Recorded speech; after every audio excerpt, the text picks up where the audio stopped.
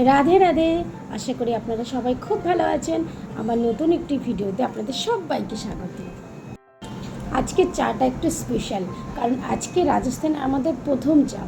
আমি ঘরে ঢুকে যতটা পেরেছি একটু গোছগাছ করে পরিষ্কার করে নিজের মতন চা খাওয়া শুরু করে দিয়েছি।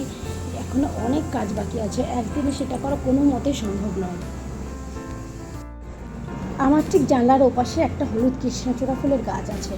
সকাল হতেই আজকে দেখলাম অসংখ্য সুন্দর সুন্দর পাখি এসে তারা ডাকাডাকি শুরু করেছে। ভারী সুন্দর লাগলো আজকে সকালটা।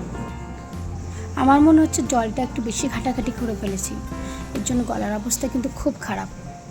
যাই হোক, এইসব কচুরি কিন্তু আমি মোটেও বানাইনি, এগুলো রাজস্থানের স্পেশাল মিষ্টি কচুরি, দারুণ খেতে। এদিকে আমাদের ছোট্ট ছানাটি কাণ্ড ঘটিয়ে বসেছে। সকালে আমি অন্য কাজে ব্যস্ত ছিলাম, ততক্ষণে ও বাথরুমে ঢুকে নিজে নিজেই স্নান করা শুরু করে দিয়েছে।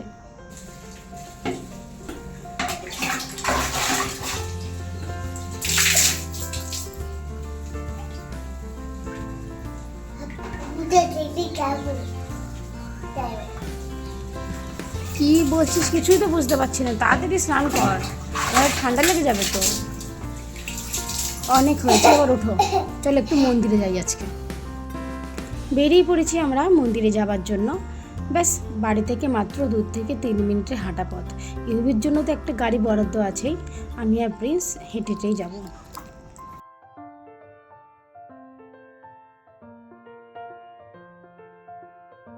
এখন অবশ্য প্রিন্সকে কিছু বোঝাতে হয় না, ও নিজে নিজে নিজের হাতটা ধুয়ে তারপর ভাইয়েরও হাত ধুয়ে দিচ্ছে। ও সবটুকুই জানে যে মন্দিরে ঢুকতে গেলে আমাদের প্রথমে কি কি করতে হবে।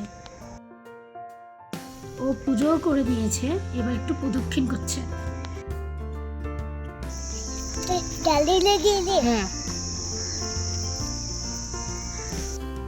ইউবি সমস্ত কথা এখনো পরিষ্কার হয়নি, একটু করে আমার কাছে এসে কি যেন বলে যাচ্ছে, আবার দেখলাম ছুটে গিয়ে খেলা করছে।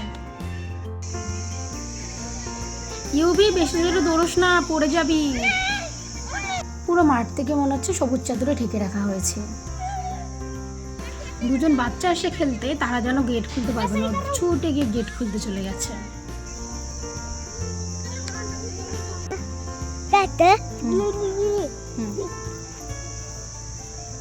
আজকের মতো একটুখানি, আবার দেখা হবে অন্য কোনো ভিডিওতে। আমার ভিডিওটা যদি আপনাদের ভালো লেগে থাকে, চ্যানেলটিকে সাবস্ক্রাইব করে একটা লাইক কমেন্ট করে দেবেন। Thank you.